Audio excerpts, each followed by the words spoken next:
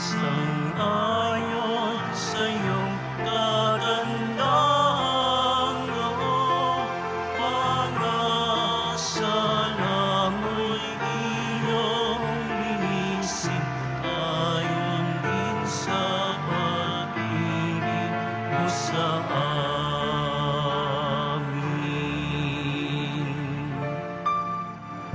Sa ngalan ng Ama at ng Anak at ng Espiritu Santo, Amen.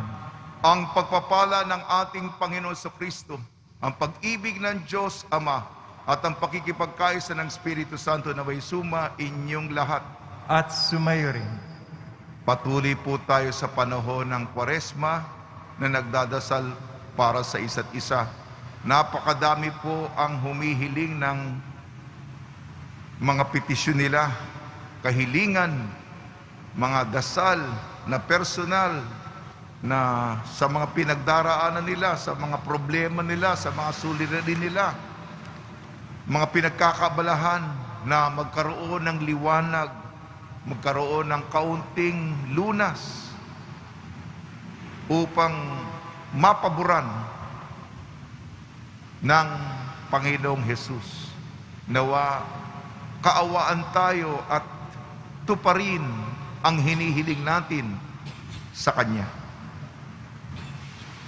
Mga kapatid, tinipon tayo bilang kaanib ng angka ng Diyos. Kaya dumulog tayo sa mauwing Panginoong nagpapatawad ng lubos. Sino kung tagapagpagaling sa mga nagsisisi, Panginoon, kaawaan mo kami. Panginoon, kaawaan mo kami. Dumating na tagapag-anyaya mga makasalanan na magsisi, Kristo, kaawaan mo kami. Kristo, kaawaan mo kami. Nakaluklok ka sa kanan ng Diyos Ama para ipamagitan kami, Panginoon, kaawaan mo kami. Panginoon, kaawaan mo kami. Kaawaan tayo ng makapangyarihan Diyos. Patawarin tayo sa ating makasalanan at patnubayan tayo sa buhay na walang hanggan. Amen. Manalangin tayo. Ama naming makapangyarihan, dumudulog kami sa iyong pagmamahal upang kami nagsisipanibagong buhay at gumagawa ng kabutihan ay mamalaging wagas sa pagsunod sa iyong mga utos. At ang pagkabuhay ng aming manunubos ay maipagdiwang naming mataos sa pamamagitan niya kasama ng Espiritu Santo magpasawalang hanggan. Amen. Magsiyo po ang lahat. Pagbasa mula sa aklat ng Exodo. Noong mga araw na iyon, sinabi ng Panginoon kay Moises, "Balikan mo ngayon din ang mga Israelitang inialis mo sa Ehipto. Naroon at nagpapakasama, tinalikdan nila agad ang mga utos ko. Gumawa sila ng guyang ginto. Iyon ang sinasamba nila ngayon at hinahandugan. Ang sabi nila ay, iyon ang Diyos na nag-alis sa kanila sa Ehipto. Kilala ko ang mga taong iyan at alam kong matigas ang kanilang ulo. Kung gusto mo, lilipulin ko sila at sa iyo ko pagmumulain ang isang malaking bansa." Nagsumamo si Moises sa Panginoon, Huwag po, huwag ninyong lilipulin ang mga taong inialis ninyo sa Ehipto sa pamamagitan ng inyong kapangyarihan. Kapag nilipol ninyo sila, masasabi ng mga Ehipsyo na ang mga Israelita'y inalis ninyo sa Ehipto upang lipulin sa kabundukan. Huwag na po kayong magalit sa kanila at huwag na ninyong ituloy ang inyong balak laban sa kanila. Alalahanin ninyo ang mga lingkod ninyong sina Abraham, Isaac at Jacob.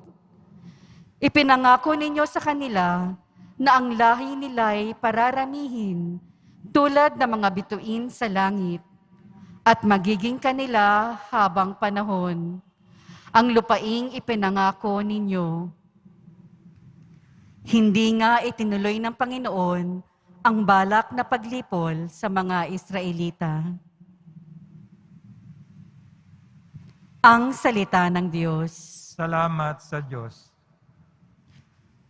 Panginoong masintahin, ang bayan mo'y gunitain. Panginoong masintahin, ang bayan mo'y gunitain.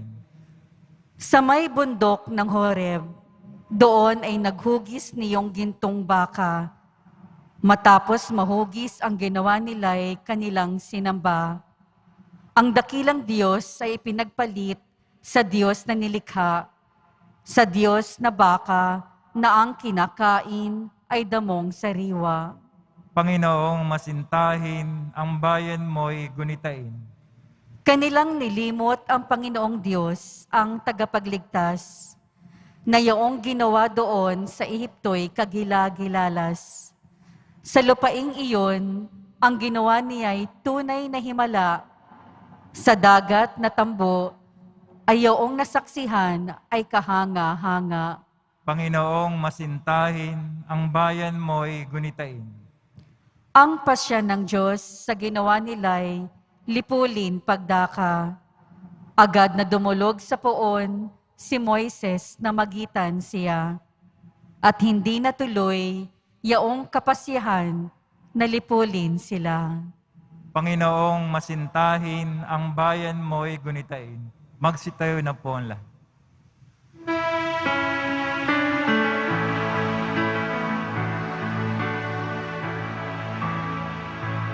Nagpupuri kami sa'yo, Panginoon Jesucristo. Nagpupuri kami sa'yo, Panginoon Jesucristo. Pag-ibig sa sanlibutan ng Diyos ay gayon na namang kanyang anak ibinigay upang mabuhay kailanman ang nananalig na tunay. Nagpupuri kami sa'yo, Panginoon Jesucristo.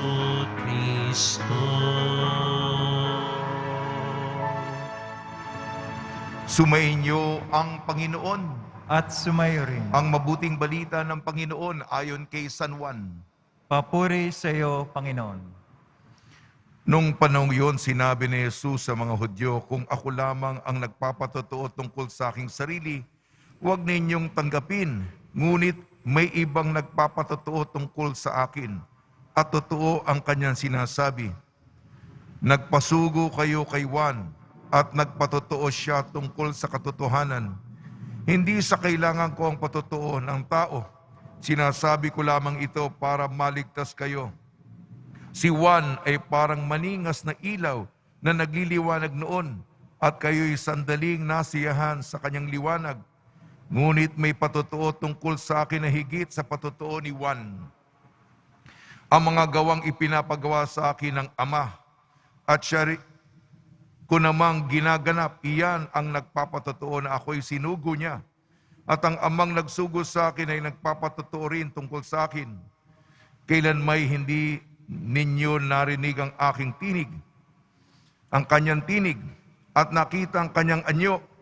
Walang pitak sa inyong puso ang kanyang salita, sapagkat hindi kayo nananalig sa akin na sinugo niya. Sinasaliksik ninyo mga kautusan, kasulatan, sa paniwalang doon ninyo matatagpuan ang buhay na walang hanggan. Ang mga ito'y nagpapatotoo tungkol sa akin, ngunit ayaw naman ninyong lumapit sa akin upang kayo magkaroon ng buhay. Hindi ako naghahangad ng parangal ng mga tao, ngunit kilala ko kayo. Alam kong wala kayong pag-ibig sa Diyos, naparito ako sa ngalan ng aking Ama at ayaw ninyo akong tanggapin. Kung may ibang pumarito sa kanyang sariling pangalan, siya'y inyong tatanggapin. Ang hinahangad ninyo'y ang parangal ng isa't isa at hindi ang parangal na nanggagaling sa iisang Diyos. Paano kayong makapaniniwala? Huwag ninyong isiping ako ang magsasakdal sa Ama laban sa inyo. Si Moises ang inaasahan ninyo na siya maghaharap ng sakdal laban sa inyo. Kung talagang pinaniniwalaan ninyo si Moises, ako'y paniniwalaan din sana ninyo, sapagkat sumulat siya tungkol sa akin. Ngunit kung hindi ninyo pinaniniwalaan ang mga sulat niya, paano ninyong paniniwalaan ang mga sinasabi ko? Ang mabuting balita ng Panginoon. Pinupuri ka namin, Panginoong Jesucristo. Magsiupo ang lahat. Binabati po namin kayo sa pagpapala, pagbibindisyon, pagbibiyaya, pagkakaloob ng napakaraming grasya mula sa ating napakabait na Nuestro Padre Jesus Nazareno. Ang ating mga pagbasa ngayong sa araw na ito patungkol sa katuparan. Si Jesus ang katuparan ni Moises at ng mga propeta, ng kautusan at ang mga propeta. Sa ating unang pagbasa, aklat ng Exodo, sapagkat sinasamahan ng Diyos ang kanyang bayang Israel. Ang Diyos ni Abraham, ni Isaac, ni Jacob. Gayon din, sinamahan ng Diyos ang kanyang bayan na inalipin sa opresyon sa Ehipto, sa ilalim ni Paraon, at sila'y dumaan sa lupang, sa dagat na pula, upang makarating sa lupaing pinapangarap, yung lupain ng gatas at pulok-pukyutan. Kasaysayan po itong mahaba, pero nandoon ang Panginoon. At gayon din, sa ating ebanghelyo ayon kay San Juan. Si San Juan po kailangan medyo malalim po ang kanyang pagninilay ukol sa Diyos. Ang sinasabi dito, si Jesus ang anak ng tao, galing siya sa Diyos Ama, sapagkat ang anak at ang Ama ay iisa. Ang anak ay sumasa Ama, at ang Ama ay sumasa anak. May pagkakabuklod, pagkakaisa. Hindi naman tinatanggap si Jesus, hindi naman naniniwala. Sapagkat sabi, pati si Moises, nagpropesiya ang kanyang buong buhay patungkol paghahanda para sa pagdating ng anak ng tao. Ayan po ay sa madalit sabi. Sa atin naman, baka ito, kasaysayan. Basta kasaysayan, history, kasaysayan. At, si San Juan, napakalalim ng pagliniri, buhay ng Diyos . Ano to para sa atin? Alalahanin natin, ang Israel pinili dahil hindi ito pinakamaliit sa mga bansa, hindi ito yung mga malalaking sibilisasyon o mga imperyong kaharian. Maliit lamang na bansa ito. Ngunit pinili ng Diyos, katulad natin, insignifikante, maliit, hindi pinapansin, pero pinapansin ng Diyos at sinasamahan sa bawat detalye, sa bawat maliliit na bagay sa buhay natin. Ganyan kaalaga ang Diyos. At ang anak ng tao ay nag-alay ng buhay para sa inyo, para sa atin, para sa bawat isa sa atin. Huwag po nating kalimutan yun. Sa tulong ni Maria, ni San Jose, nawa po ay pasalamat tayo sa Kanya na pinili niya tayo, pinansin niya tayo.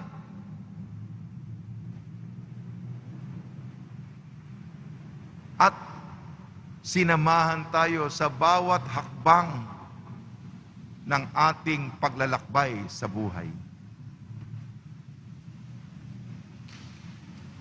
Magsitayo na po ang lahat.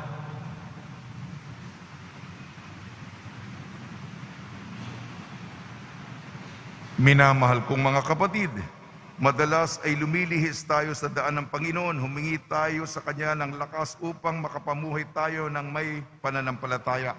Tugon po natin, Ama, lunasan mo ang aming kawalan ng pananampalataya. Ama, lunasan mo ang aming kawalan ng pananampalataya. Ang mga Kristiyano sa lahat ng dako, naway manalangin na higit na mataimtim sa panahong ito ng Kwaresma. Manalangin tayo. Ama, lunasan mo ang aming kawalan ng pananampalataya. Ang mga walang pananampalataya, naway makinig sa salita ng Diyos upang sila ay maligtas. Manalangin tayo. Ama, lunasan mo ang aming kawalan ng pananampalataya. Ang mga kasalukuyang kaguluhan sa simbahan, naway malutas sa paglago ng pananampalataya. Manalangin tayo. Ama, lunasan mo ang aming kawalan ng pananampalataya. Ang mga mahihirap, may sakit, at mga may kapansanan, naway madama ang presensya ng Diyos sa kanilang buhay, sa pagtataguyod ng kanilang mga pamilya at kaibigan. Manalangin tayo. Ama, lunasan mo ang aming kawalan ng pananampalataya. Ama, turuan mo kami sa pamamagitan ng Espiritu Santo upang hayagan naming aminin ang aming pananampalataya sa pamamagitan ni Kristo na aming Panginoon. Amen. Magsiyo po ang lahat.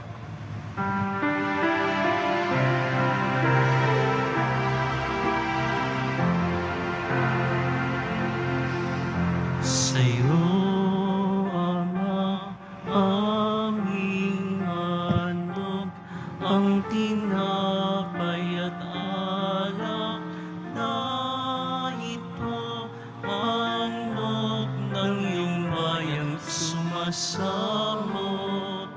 humihingi ng patawad mo.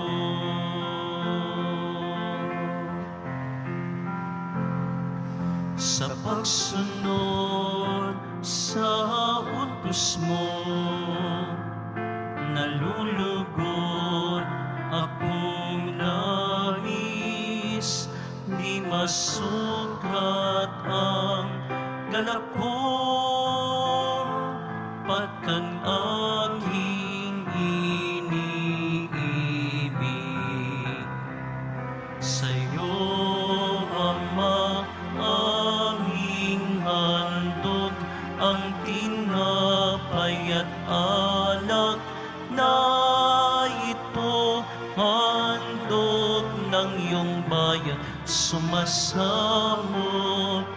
humihingi ng patawad mo. Magsitayo na po ang lahat. Manalangin kayo mga kapatid upang ang ating paghahain ay kalugdan ng Diyos amang makapangyarihan.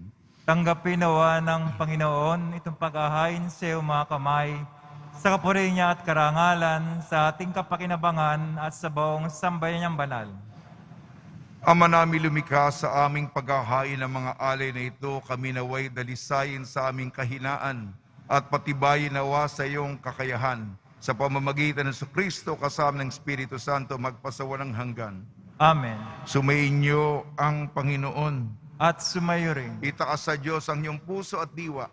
Tinaas na namin sa Panginoon. Pasalamatan natin ang Panginoong ating Diyos. Marapat na siya ay pasalamatan. Ama namin makapangyarihan, tunay marapat na ikaw ay aming pasalamatan. Sa pamamagitan ng Kristo na aming Panginoon. Sa pagbabakasakali mong kami bubuti, isinugo mo si Kristo upang pangunahan kami. Bilang pagsunod sa iyong atas na bigay, ipinahayag ng iyong anak ang iyong kalooban na mga api at dukha ay kanyang damayan. Ngayon ay iyong inihahandog ang pagkakataong aming maisaloob ang kanyang ganap at kusang paglilingkod upang sa iyo'y lagi kaming makasunod.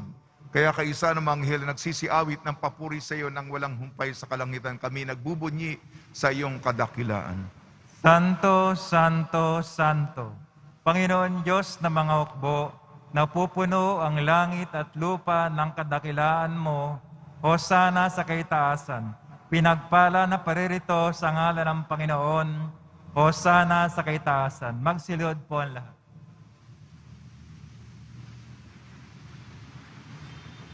Ama naming banal, ikaw ang bukal ng tanang kabanalan. Kaya sa pamamagitan ng Espiritu, gawin mong banal ang mga kaloob na ito upang para sa amin maging katawan at dugo ng aming Panginoong Jesucristo. Bago niya pinagtiis ang kusang loob na maging handog, hinawakan niya ang tinapay, pinasalamatan kanya, pinaghati-hati niya yun, iniabot sa kanya malagad at sinabi, tanggapin ninyong lahat ito at kanin. Ito ang aking katawan na ihahandog para sa inyo.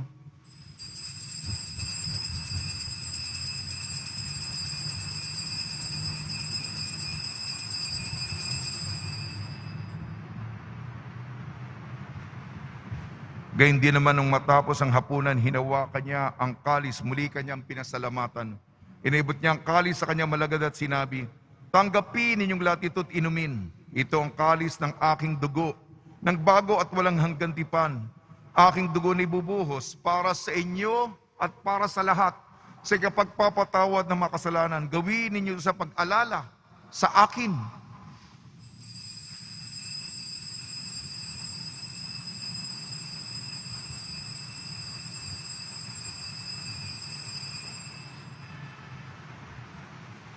Magsitayo na po ang lahat. Ipagbunyi natin ang misteryo ng pananampalataya. Kristo'y namatay, si Kristo'y nabuhay, si Kristo'y babalik sa wakas ng panahon.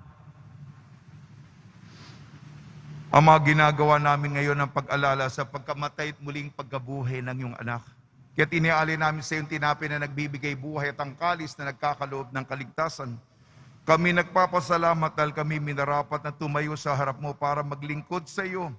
Isinasamo namin kami magsasalo-salo sa katawan at dugo ni Kristo ay mabuklod sa pagkakaisa sa pamamagitan ng Espiritu Santo. Ama, lingapi may simbahang laganap sa buong daigdig. Puspusin mo kami sa pag-ibig kaysa ni Francisco na aming Papa at ni Jose na aming Obispo at ng Tanang Kaparian. Alalahanin mo rin ang mga kapatid namin na himlay na may pag-asang sila'y muling mabubuhay, gayon din ang lahat ng mga pumanaw. Kaawan mo sila at patuloyin sa iyong kaliwanagan.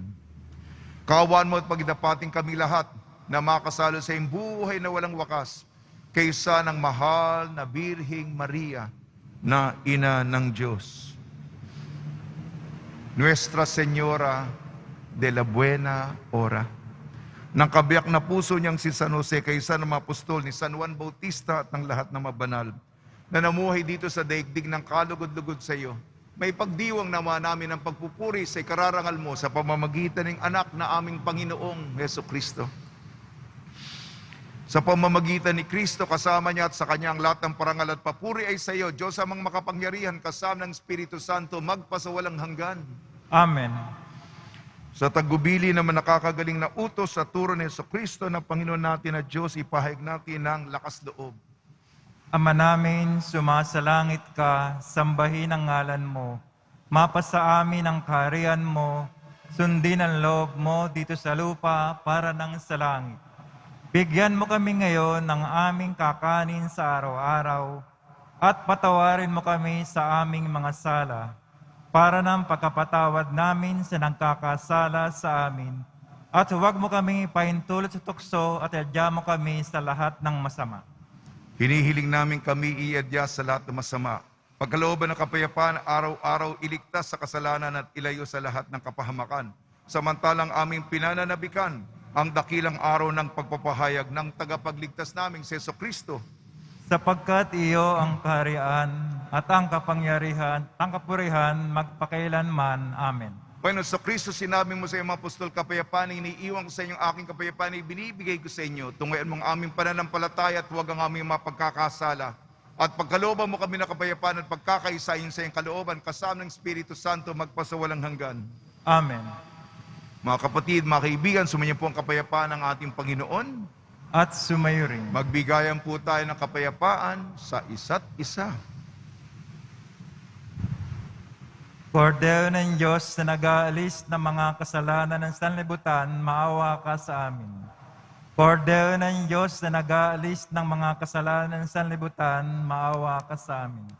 Kordero ng Diyos na nag-aalis ng mga kasalanan ng sanlibutan, pagkaloob mo sa amin ang kapayapaan. Magsilod po ang lahat. Ito ang kordero ng Diyos. Ito nag-aalis ng kasalanan ng sanlibutan. Mapalad ang mga inayayahan sa kanyang piging. Panginoon, hindi ako karapat-dapat na magpatuloy sa iyo, ngunit sa isang salita mo lamang ay gagaling na ako.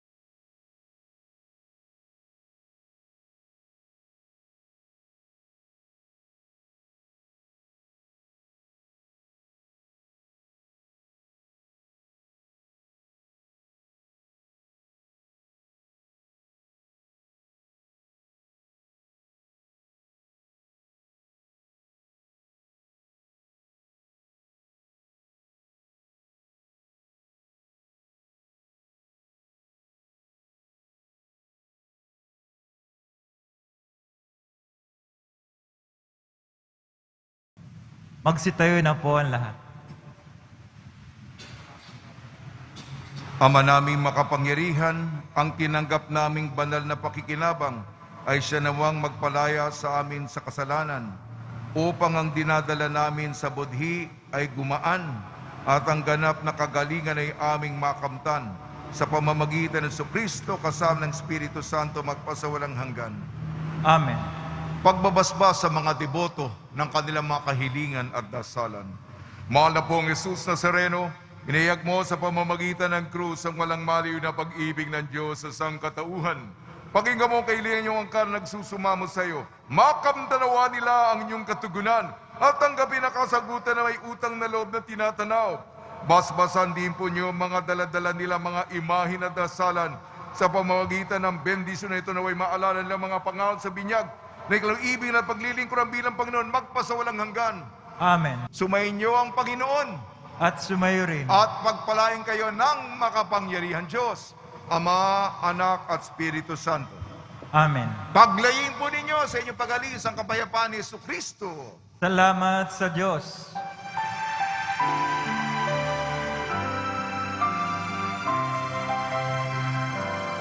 Nuestro Padre Jesus Nazareno, sinasamba ka namin, pinipintuho ka namin, aral mo ang aming buhay at kaligtasan. Nuestro Padre Jesus Nazareno, iligtas mo kami sa kasalanan. Ang krus mong kinamatayan ay sagisag ng aming kaligtasan. Nuestro Padre Jesus Nazareno, dinarangan ka namin. Nuestro Padre Jesus Nazareno, ninulwalhati ka namin. Nuestro Padre Jesus Nazareno, dinarangan ka namin. Nuestro Padre Jesus Nazareno, tinulwalati ka na